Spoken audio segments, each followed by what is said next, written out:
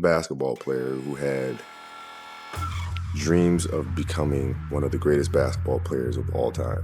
There's a quote from one of my English teachers at Lower Merion named Mr. Fisk. He had a great quote that said, "Rest at the end, not in the middle."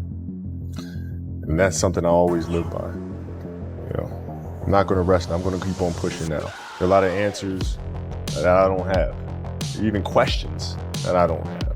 But I'm just gonna keep going. I'm just gonna keep going, and I'll figure these things out as we go, right? And you just continue to build that way. So I try to live by that all the time. Were you always competitive from the day you were born? You were super competitive?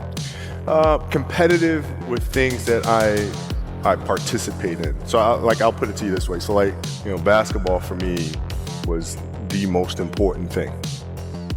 So everything I saw, whether it was TV shows, whether it was books I read, people I talked to, everything was done to try to learn how to become a better basketball player. Everything. And so when you have that point of view, then literally the world becomes your library to help you to become better at your craft. So at 13 years old, I had a I had a kill list. And so, they used to do these rankings. It was Street and Smith basketball rankings.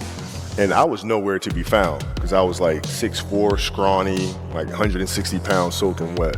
So I was like 57 on the list. And so I will look at 56, 55, all the way up to number 1, who these players are, what club teams they played for. So when we go on the AAU travel circuit, I got to hunt them down, right? And so that became my mission in high school, is to check off every other person, all those 56 other names, hunt them down and knock them down.